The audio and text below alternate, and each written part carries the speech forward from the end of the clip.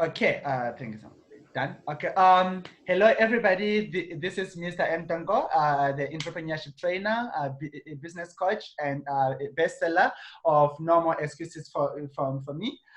Today it's my honor and my pleasure, guys, to introduce to you to one man that I've been trying to get hold of, but you know, with the status, yeah, it's something else. So right now, I've managed to speak to Mr. Cobus.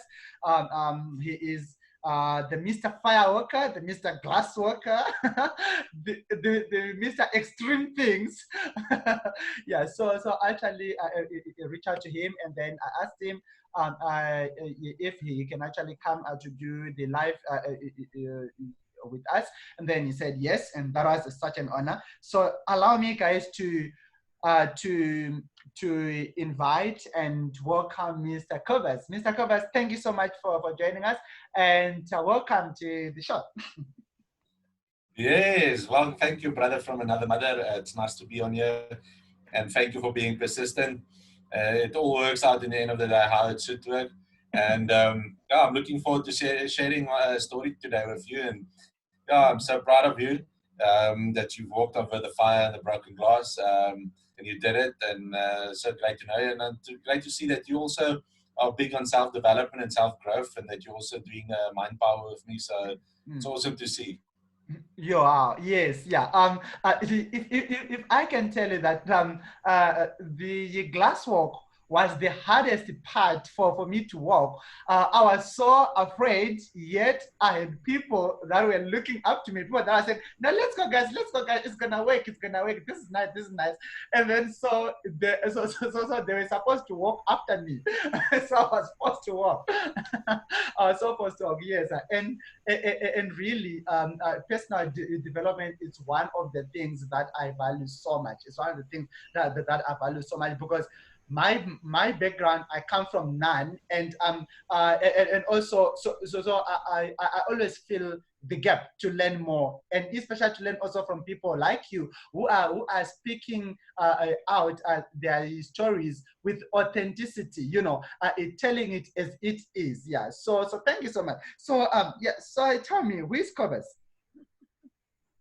Before I get there, you know, Kobus is, Yes. I think one thing that's nice, you know, that's what the entrepreneur or a business owner is for me. You know, you that took the step of walking over the glass. You know, a business owner is a guy that is willing to take the risks, even though if that he's uncertain about the outcome, but he trusts the process.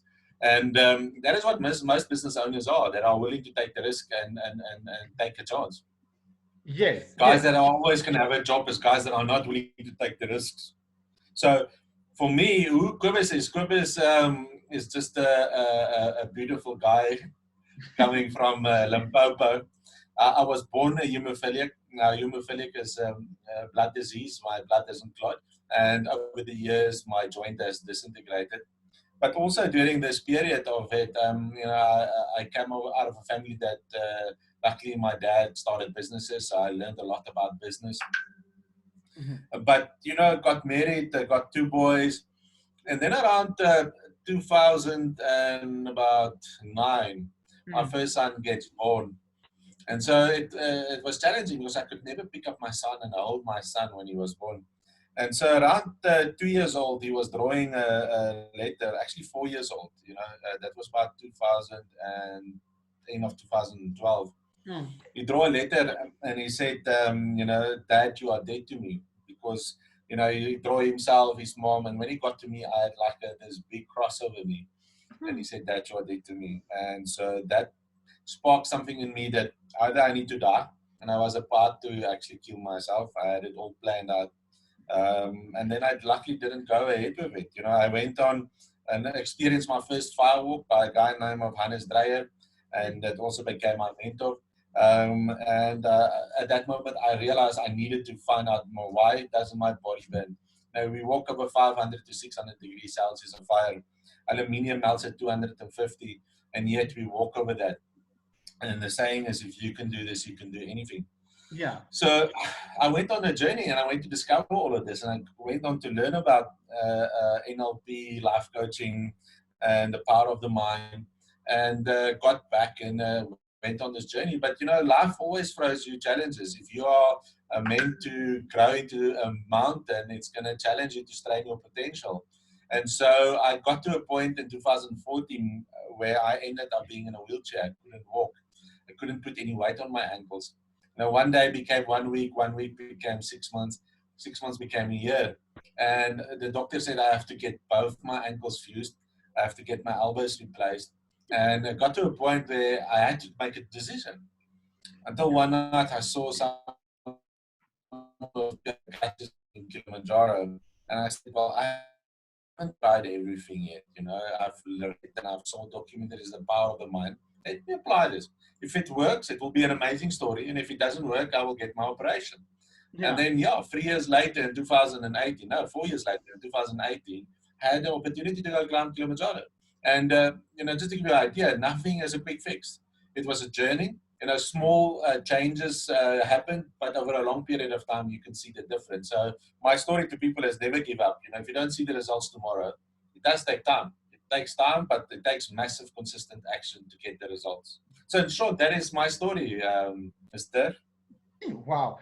So tell me, what did you feel from what your son said? By the time he said, you are dead to me, you are not there, and seeing your son crossing your face on each and every picture. What came into your mind after that?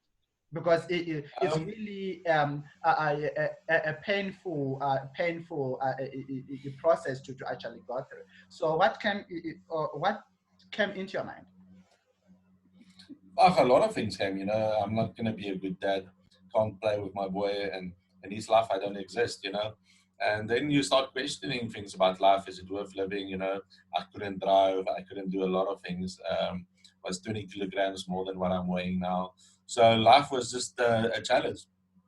Wow. And like COVID is, you get to a point where, you know, how do you look after your family? You know, at one point I thought, you know, it's better to die than to go through the struggle.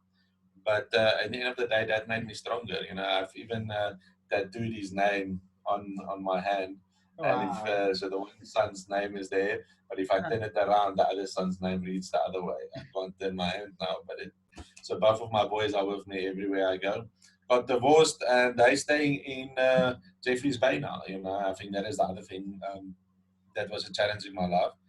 I think it was difficult for my wife to experience because, you know, I was like another child in the house. I take off my hat. You know, for 14 years, she looked very well after me. And I bless her that she can go and live her to her true potential. Wow. Yeah. And also, don't you also think that that was a wake-up call as well? Seeing your son as well, telling that to you as well. Like, for example, in life or in business, there are other people that always come to us and also tell us only the only things that they tell us is the things that we are not able to do, or is actually the things that we are bad at, and then they'll come and tell us all those things and they tell it back to us again. And don't you think also that there was a wake-up call as well to see, like, okay, this is me, I'm gonna prove that I am still alive to my son, and I am still a very good daddy to him as well. Yeah, you know, they say this is like the hero's journey. You know, you get the call, and yeah, it's like being awakened. So it all happened for a reason, and you know, sometimes like this COVID-19 is there for a reason. Yes, it is to awaken your true potential, so that you know you can't sleep anymore. You now need to take more action to get what you want. Wow, wow. So tell me something here. By the time you went to Mount Kilimanjaro, I know people go to Mount Kilimanjaro, to Mount Everest, after they've done some preparations, some exercises, everything there. So what inspires you to go there?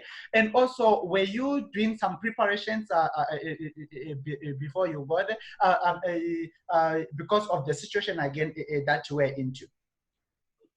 Yeah, the preparation took me actually 2 to 3 years to prepare for that.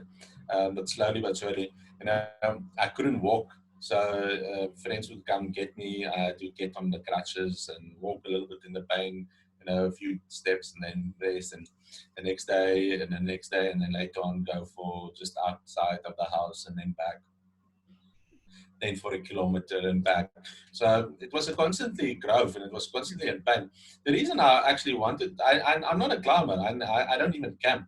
Now you go to Kilimanjaro, you camp for 9 days without shower, without everything, with the same clothes, stinky clothes.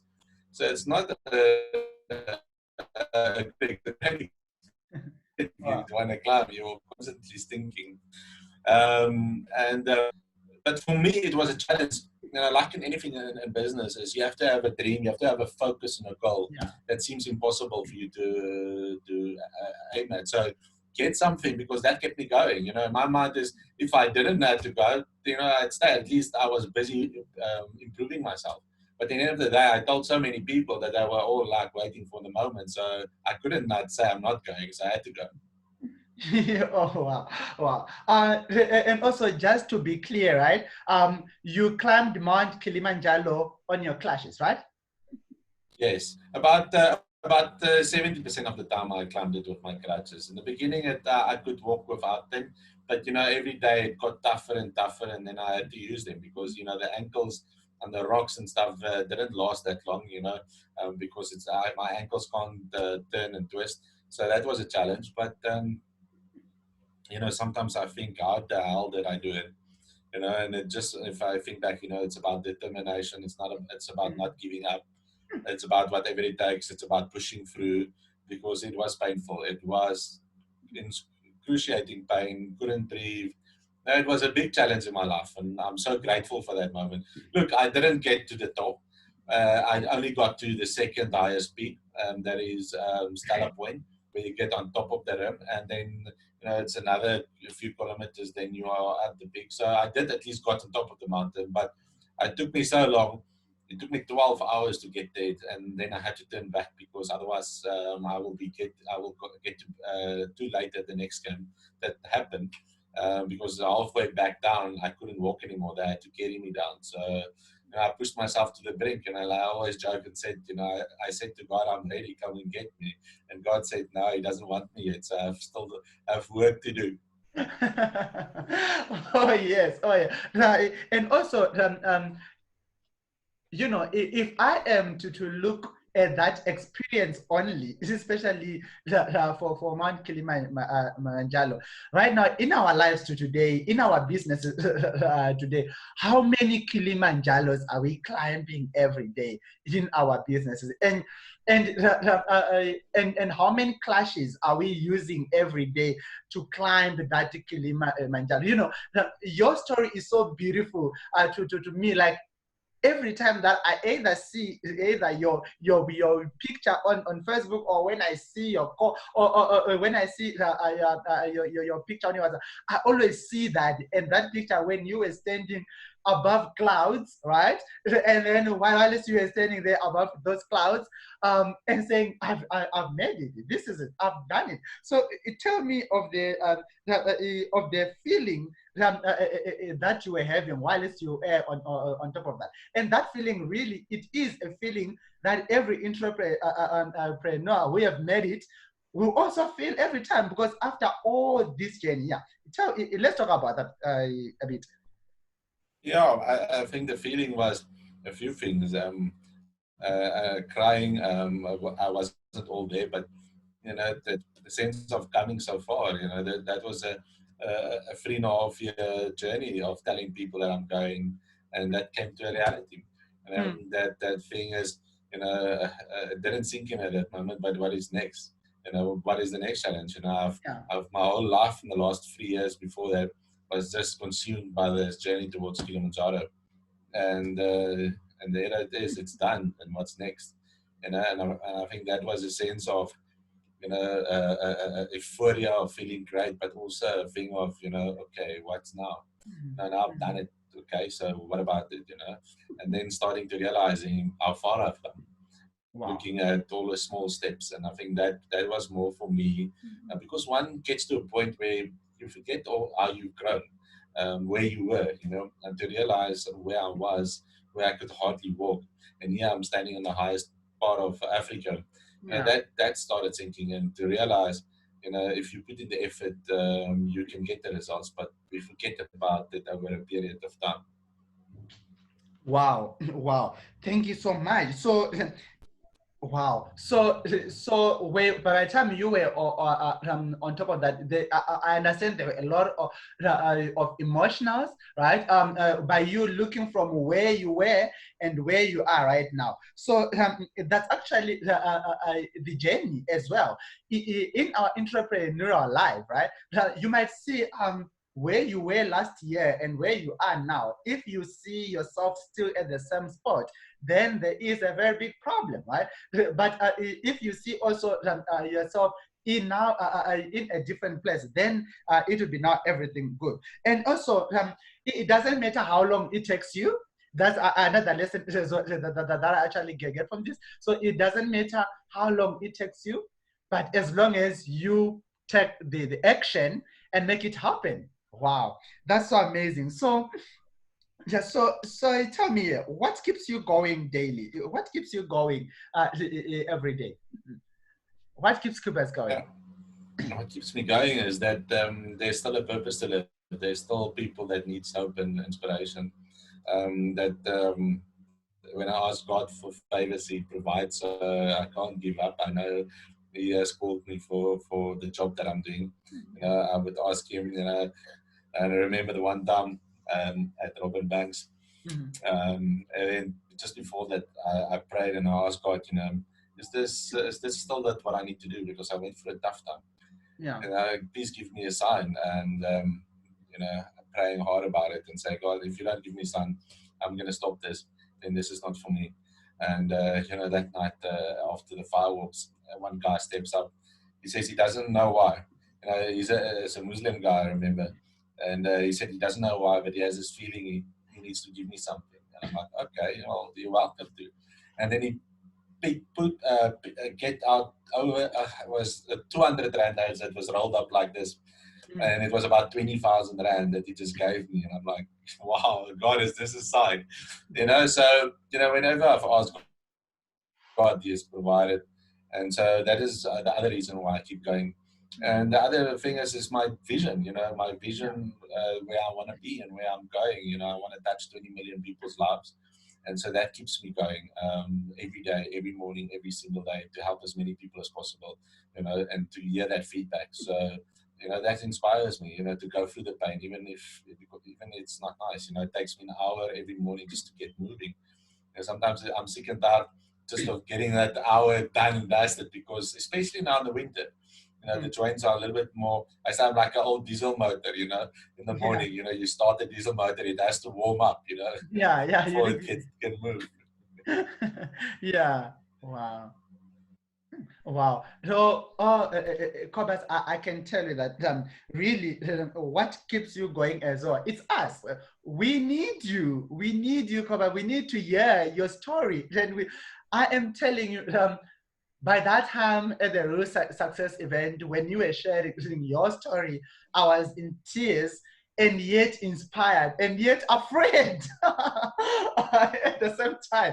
So I was in a mixed emotions. I was so afraid of the glasses that I'm seeing there. I'm so afraid of the fire that I'm seeing there. And yet I'm so inspired. Then I'm listening to you. I'm all in tears saying, oh God, so if this guy can do this, yet with this a problem, so how about me without that problem? So what can stop me to do that, you know? And most of the time, the entrepreneurs, especially those that are in a situation where they might have been getting almost everything, right? They become so reluctant just because of they've got everything. But if you are having that void, like what John DeMartini always speaks about, the void. But if you've got that void, right, and then like, no, there is more to life. There is more to go out there for than just being sitting at home and doing all sorts of things. We need you, Cobus. We need you, Cobus. Okay. So what's your advice to other entrepreneurs that are the be it startup entrepreneurs, those that are looking to restructure, those that are looking to sustain their business? What's your advice? Oh, well, there's different advice. If you're on business at the moment, you first need to change your business model, because business is changing and it's going to keep changing. Yes. You have to adapt to the market, and there's always an answer. To find a coach, I think that is the most important. Yes. That can ask the right questions and can give you the guidance. Yeah. Just to say, example, one of my clients, body 20, they can't open on level 4. They are supposed to be opening until the loophole. They find it as a sector, and they can open on level 4. So don't think there's not an answer. There's always an answer. So one for me is get a coach. The secondly is look at all your resources. How can you serve the people that you know and your customers so much better? Give you an example, a hairdresser has a database of clients. And I have another client that sells weight loss product that guarantees weight loss. And so I'm linking them up together, because now there's a person that can't do business at the moment, hairdresser or a beautician, can now sell the weight loss to a database, because all ladies want to look good and all the ladies want to look beautiful. So now they can make extra money while they're in lockdown. Start thinking out of it. I think that is the most important. There's answers. I spoke to another hairdresser the other day. She's already taking orders for the moment she opens up. People are already paying deposits, so she can still survive. So there's always answers. So my thing for entrepreneurs is to start thinking about it. Look at the resources you have available and start supporting the people around you, because some of your people might have something that your customers want. And I think that is where the secret is. The next thing is, if you are at the point where you lost your job and you want to create a startup, I think the most important is going back where, what are you good at, and what can you deliver to people, and start making money. It's starting a business is, I think, is the hardest of them all. You're not going to make money in the first month. It's like a farmer. You first have to prepare the ground, and then you have to plant the seed consistently, look after it, nurture it, and then only do you get the harvest. You're looking at 3 to 4 months, sometimes 6 months. So you need to be prepared for the next 6 months to work as hard as possible for you to start reaping the rewards. But again, for entrepreneurs, the other thing is that I would like to suggest as well, be okay with what you have. Don't go buy that new car. Don't go buy that new house. Start living with what you have, and rather enjoy life. Go travel and go do that, but look after it. The first thing most entrepreneurs do, they buy the most expensive car they see in the market. Don't. Rather invest it back into your education. I've spent on my education almost $1 million over the last 10 years, self-developing. And some of you never even spent any money on your self-development. So that is the other thing about an entrepreneur that I would like to say. Upskill yourself, know how to market yourself, know how to sell, know how to innovate. So go to courses like, I think you do as well, because I see you at all of the courses, consistently learning new skills to be able to serve your customers better. And I think that is the one secret that I found that most South African businesses are struggling. They haven't invested enough in their self-development, getting up for new skills. So, that's just a few tips that I can give for people. But for me, the main thing out of all of it, no matter what you do, there's two things. There's marketing and sales. Marketing and sales. Marketing and sales. That is where the secret lies. Wow. So, and you actually touched a very important point of people, they don't want to invest in themselves. It's pointless for you to put billions and billions and billions in an idea without putting even $1 million in your head, right? So you need to invest in your head first and understand how are you going to handle this big business that's gonna go. Like there's always this and that. So what's the difference between a small business and a big business? A big business is just a small business that started the right way, a small business that is always innovative, right? Yeah. So that is the other point is that you need to be so resourceful, use what you have, and be innovative with it, right? Like get some other things, create some other things out of nothingness, right? And also be authentic. Wow, this is something else. And also get a coach. You know, two things: Yes. get a coach, and Yes. change the people. Create yourself a team, people that you surround yourself with, or mentors, Yes. because you become like the people you spend time with. So, because if you spend time with a millionaire, okay, how are you going to start talking? How are you going to start thinking? Because you're going to start listening to them, and you're going to hear how they talk, and you're going to hear how they see the world, and hear how they think. And at the end of the day, you're going to go away there, and to your friends and to your people, you're going to talk that same language. Yeah. Because you talk that same language, you start seeing the same opportunities as the guy that is a millionaire. But if you spend your time with a guy that is poor, that doesn't have anything, and I'm not saying you shouldn't spend time with them.